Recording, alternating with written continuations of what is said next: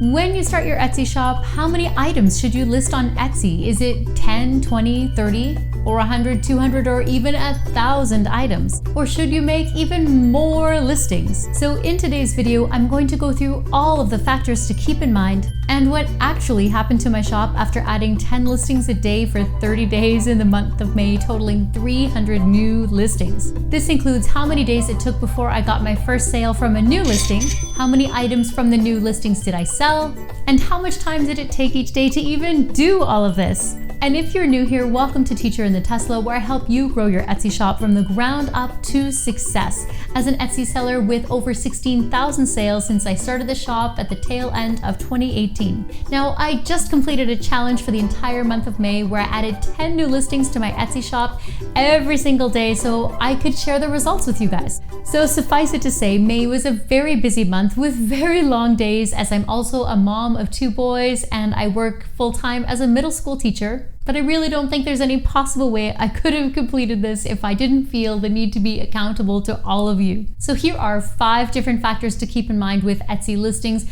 and then we'll talk about how those 300 new listings impacted my shop. So first off is the Pareto principle, or the 80-20 rule. You've probably heard of this somewhere previously, but in this case, it would be 80% of your sales coming from 20% of your listings. And this is true for me in my shop.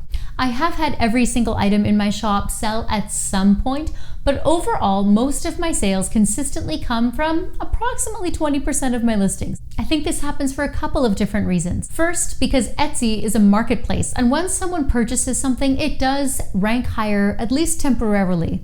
And also because ads are also based on an algorithm and will show what people are searching for and clicking on. So even if you have 10 listings, as in only 10 listings in the shop, most of your sales will probably only come from a couple of them. Now, of course, there's always the rule breakers, and it's entirely possible you could have just one listing that just happened to be the perfect design and in the right place at the right time, and have that listing go completely viral. But it's probably not sustainable over the long term, because even the 20% of popular listings changes. So the second factor to consider with Etsy listings is listing quality. Are the listings of great quality? There's a couple factors here in terms of what makes a quality listing, but the photos and design of the item, as well as the variety of items sold within the listing, make an enormous difference in terms of getting sales. Of course, there are thousands of listings on Etsy for coffee mugs, and even for the exact same saying or quote on the exact same style of mug. But who has a better design, or even a better design according to that customer? So the third thing that will impact how many listings you might want or might need to have in your shop is the price. Price sells, there's no doubt about that. But who wants something that seems cheap? Inexpensive? Yeah, but cheap? Not so much on Etsy. Etsy customers still want to feel they are receiving a good value. So it's a delicate balance to find the right price that will work for you, to find a happy medium between having a large volume of customers and yet not such a low price that the customers simply think they're receiving something super cheap. So if your items are more expensive, you might need to have more listings to compensate for that.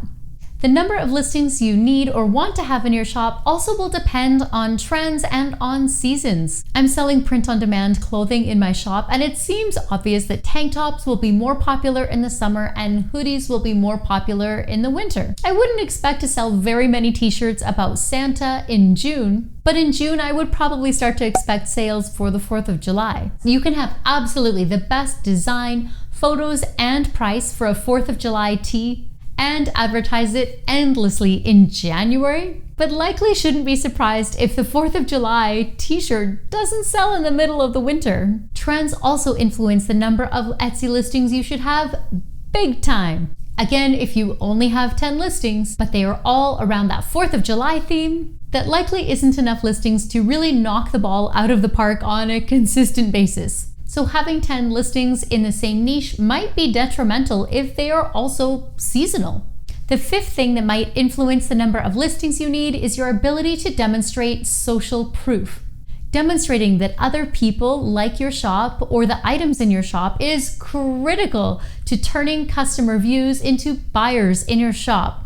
All of the following will help to separate your shop from others, and that includes Etsy reviews, social proof from your shop's social media accounts, included in your listing photos or shop description. And if you're starting out and feeling overwhelmed by reviews or having to start social media accounts, you can simply start by including photos of your items with actual people holding or wearing or demonstrating your items. So all of these factors combined will greatly influence the number of listings you need to have or want to have in your shop.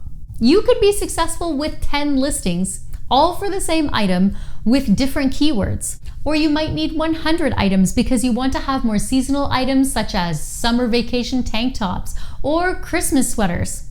It's a bit of trial and error with how many listings work for you and even what your goals are. It's no mistake though that very popular shops do tend to have a large number of listings. All right, so let's get on to the 300 new listings. First, I really did try to keep everything else as consistent as possible so it would be a little bit more fair of a comparison. Although I did delete a few older listings here and there.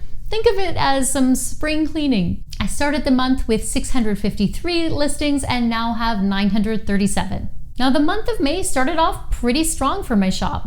I had 31 orders on May 1st, 22 on May 2nd, 24 on May 3rd, and then 12 on May 4th. But it did end up to be a total of 622 orders for the month of May. And I'll definitely make another passive income report video for the months of April and May very soon. In the meantime, you can check out the last one from the month of March if you want to see what types of profit margins the shop generally has.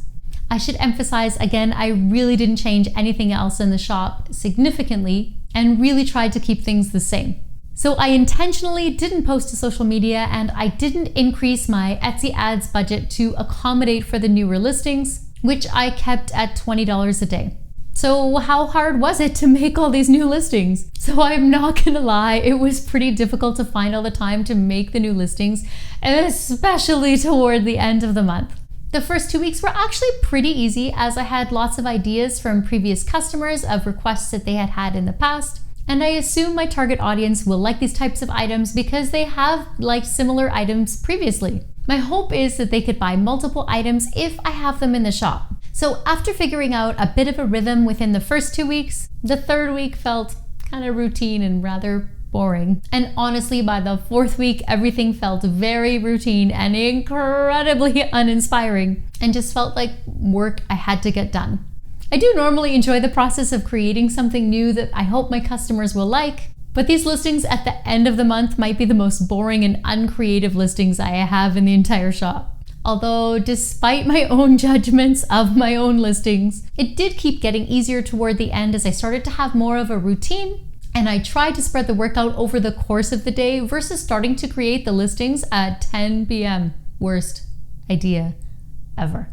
So how much time did it take to make 10 new listings a day? In general, once I had the ideas, I could make the 10 listings in about an hour and a half. That includes creating the designs in Adobe Illustrator, adding the designs to photos in Photoshop, and then going in and creating the listing by adding all of the keywords in on Etsy. I will say that copy and paste really is your friend as all those seconds really do add up. Sometimes the process took a little longer than an hour and a half, or I spread it out over the course of the day, maybe saving the photos in Photoshop in the late afternoon or even in the morning on a weekend. I did also make 10 draft listings before the month started so I could rely on them as like a little backup bank in case I wasn't feeling well or was too tired to actually get this done. And I'm somewhat sheepish to say I think I used those 10 listings on only the second day. However, if you do want to do something similar, and have a very consistent listing upload schedule goal for your shop to see what the results are within a specific time frame, even if you get super busy, creating draft listings in advance and then publishing them when you want them